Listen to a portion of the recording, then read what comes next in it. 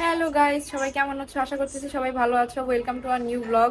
একটা নতুন ব্লগে তোমাদের সবাইকে স্বাগতম জানাচ্ছি। আমি এখন বাজে দুপুর 3টা। আমি এখন যাব গোসলে।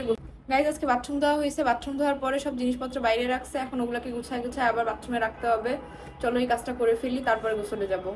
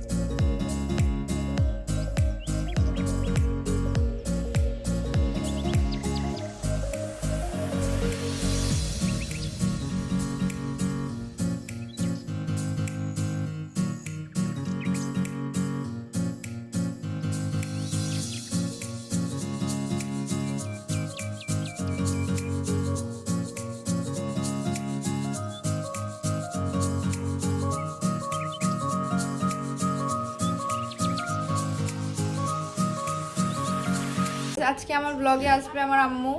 আম্মুকে ডাক দিচ্ছি। আম্মু এদিকে আসো, সবাইকে সালাম হাই, দাও। আসসালামু আলাইকুম। রান্না করছিলাম, ডেকে নিয়ে আসলাম। এখন কি করব? কি কি বানাবো আম্মু আমরা আজকে ইফতারে? আলুর চপ, আলু দিয়ে ডিম চপ, তারপরে আলুর একটা পাকোড়া, আম্মু আমাকে তারপরে এগুলা শিখাই তোমার দিবে আজকে, আমি ইয়ে এগুলা দিয়ে। বানাবো। আচ্ছা, আর কি তুমি বানাও, বানাবা? আমি তোমাকে দেখাই। পুডিং। আচ্ছা ঠিক আছে, তাহলে এগুলো বানাইতে যাচ্ছি গাইস। আম্মুর হাঁচি আসতেছে খালি, আম্মু এই জন্য চলে গেল। চলো যাই, শুরু করা যাক। দিয়ে দিচ্ছি। ওকে গাইস, আম্মু একটা জিনিস অলরেডি বানায় রাখছে, তোমাদেরকে দেখাই, দাঁড়াও। এই দেখো, ডিমের চপেরটা বানানো হয়ে গেছে আম্মুর। আর এই যে হচ্ছে আলুর পাকোড়া বানাবো এটা দিয়ে। চলো আলুর পাকোড়াটা তোমাদেরকে আজকে দেখাই, আলু পাকোড়া বানানোর রেসিপিটা তোমাদের সাথে শেয়ার করি। আমি এখন আলুর পাকোড়াটা বানাবো গাইস। আম্মুর কাছে শুনে নিছি কিভাবে বানাইতে হয়। প্রথমে এটার মধ্যে একটু লবণ দিব, একটু গোলমরিচের গুঁড়া দিব, একটু আদা রসুন বাটা দিব, আর হচ্ছে একটু শুকনো মরিচের গুঁড়া দিব। দিয়ে তারপরে হচ্ছে আলুটাকে ভালো করে মাখাবো। মাখায় এরপরে হচ্ছে গিয়ে আলুটার মধ্যে এরপরে ময়দা দিতে হবে। দেখছি আমি ভুলে যাচ্ছিলাম, ময়দা আর কর্নফ্লাওয়ার, এগুলো সবকিছু দিয়ে আলুটাকে মাখায়, আলু থেকে পানি ছাড়বে, ওটা দিয়ে আঠা আঠা হয়ে যাবে আলু। এরপর এটাকে ভাজলে হবে। তো চলো এবার বানানো যাক আলুর পাকোড়া।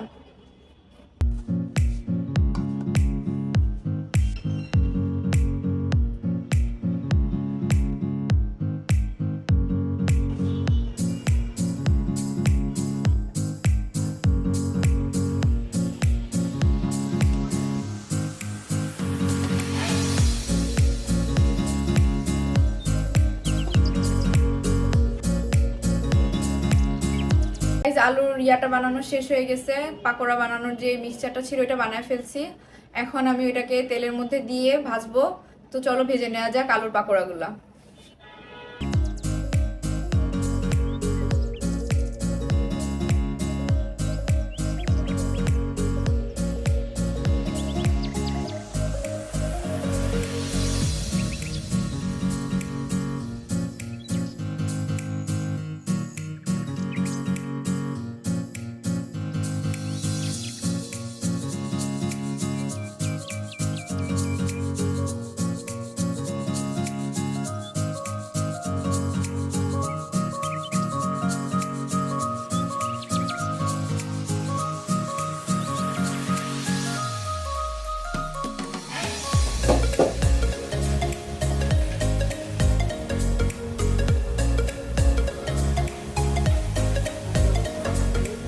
বানাবো তরমুজের শরবত। তরমুজগুলোকে এখানে প্রথমে বিচিগুলো ফেলে নিব। তারপরে হচ্ছে গিয়ে এটাকে ব্লেন্ডারে দিয়ে পানি দিয়ে আর হচ্ছে চিনি দিয়ে আর একটু, আর কিছু দিব না, আর কিছু দিব না। পানি, চিনি আর হচ্ছে গিয়ে তরমুজ দিয়ে ব্লেন্ডারে গুলাবো, গুলায় তরমুজের শরবত বানাবো। চলো বানাই তরমুজের শরবত।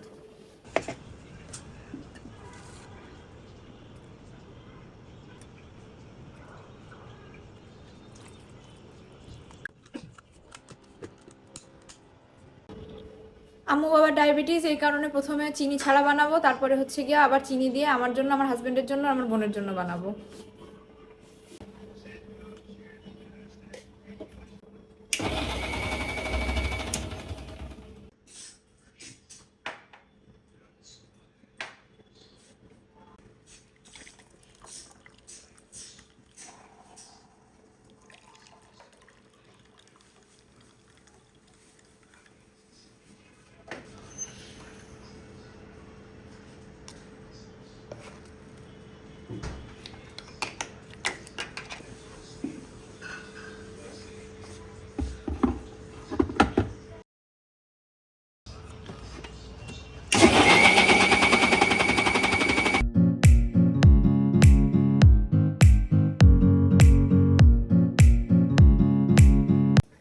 তরমুজের শরবত বানানো শেষ হয়ে গেছে, এখন ইফতারগুলো সব ভাজা শেষ হয়ে গেছে।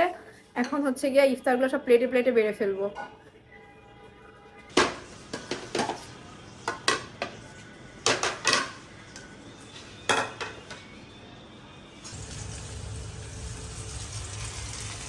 পেঁয়াজু ভাজতেছে মা।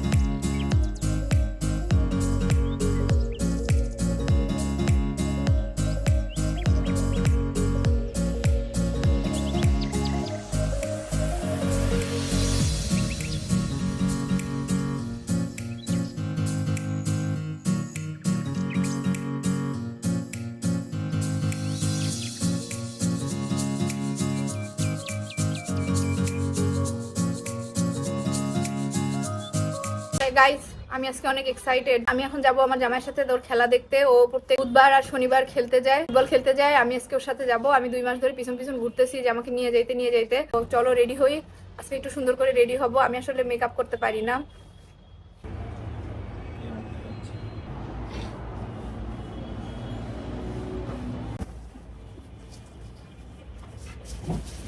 কারণ আমি মেকআপ করতে পারি না।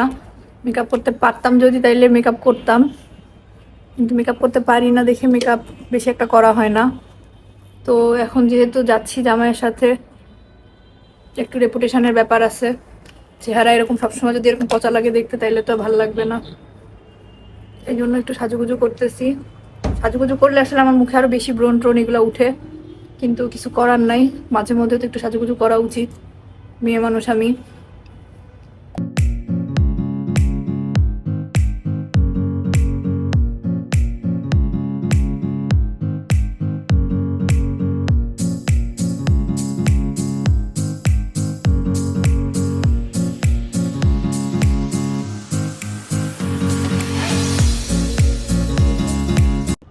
গাইজ, এই যে আমি রেডি।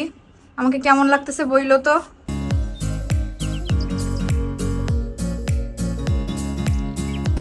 ওই যে আমার হাজবেন্ড হেঁটে চলে যাচ্ছে। চলে আসছি গাইজ, পৌঁছাই গেছি। এখন 1.5 ঘন্টা খেলা হবে। 1.5 ঘন্টার খেলা দেখবো বসে বসে। এখানে অনেক মশা নাকি শুনছি, দেখা যাক কি অবস্থা হয়।